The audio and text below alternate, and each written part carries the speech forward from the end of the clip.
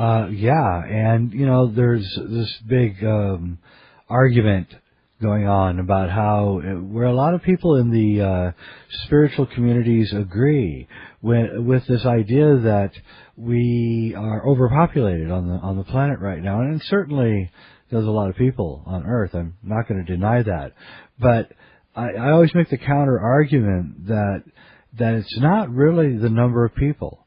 That's not the problem. If we had 10 billion people on this planet, 4 billion more than we have right now, and they were living a Taoist lifestyle, you probably would not even notice that there were humans here.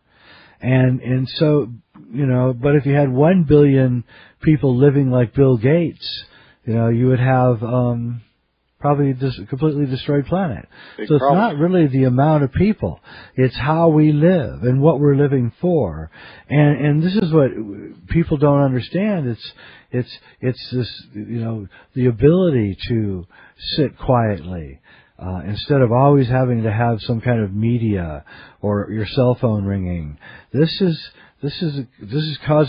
like a spiritual distortion of reality, and it's destroying us. And so we really need to get back to something like this and spread the word, and hopefully you and your DVDs will do that. But that's how I feel anyway. That's what we're here for, Jay. It's time to empower the people to learn how to take care of themselves. It's time for people to wake up from the sleepy trance of this world that has its own storylines that people have bought into, hook, line, and sinker. They've been trapped. We've all been trapped. We've been duped into a storyline that has led us all the way to the edge of the cliff. And so the only way out is in. To understand the internal dynamics of the energy flow in our body, to understand the nature of our mind, and to cultivate that energy. Earlier in the show, we were talking about how there may or may not be cataclysmic change and all these types of things that might happen in this era right now. But the one thing that we know has happened a number of times has been the collapse of the magnetic poles, the collapse of the field, and the rearrangement of the poles on the planet. And so there's been speculation that there's up to 3 days, in some of these events where the magnetic field, the energy field in which we live that sustains our life, may collapse. And so the way we can generate our own power, to generate our own connection with universal energy and have a sustained light bubble in order to not lose our minds or perish in such an occurrence, is all predicated on our understanding of how energy works and how the energy runs in our bodies.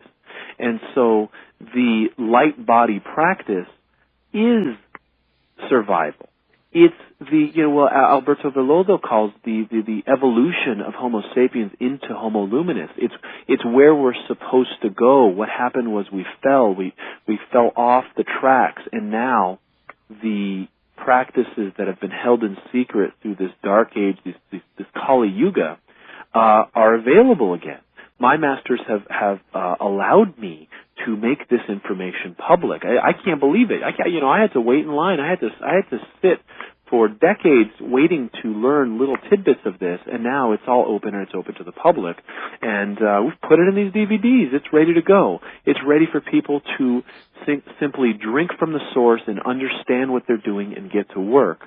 Because the quicker people wake up, the quicker we all have a society that is wonderful to live in again. It's a place where we can all live together in harmony and peace, as you were saying, in this Taoist vision of the future, without all of the ego plays and all of the struggle for resources and things that become power grabs of the animal mind or the reptilian consciousness.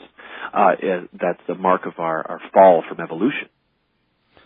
That's exactly right, and we're moving inexorably towards this thing, whatever it is, the end of history, the end of time, and we're reconstructing things as we go here. And I think this is a Qigong thing is going to be a big part of what's coming at us.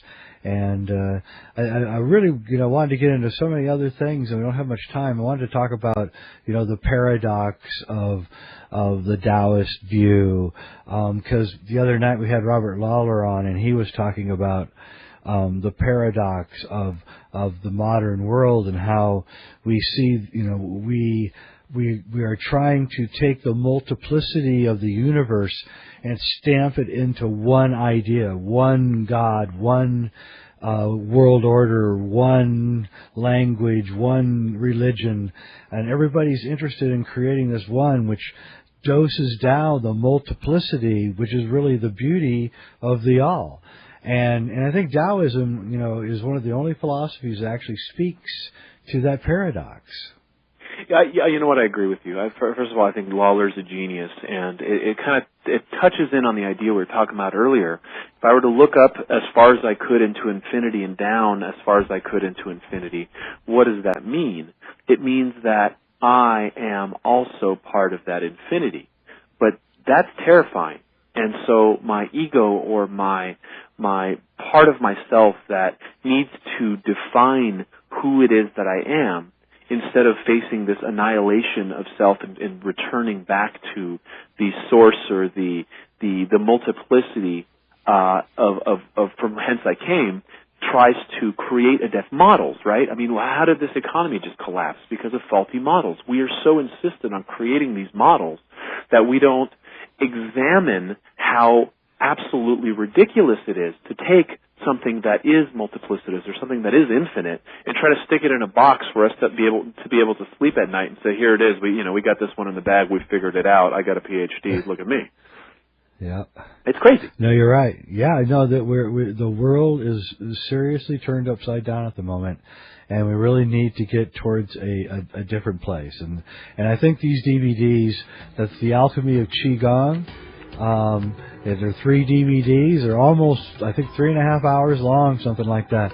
Beautiful, filmed up in Big Sur, absolutely gorgeous videos. The Qigong with the win.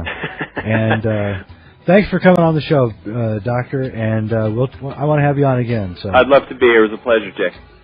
Okay. Always a pleasure. And all right, and we'll talk about the light body.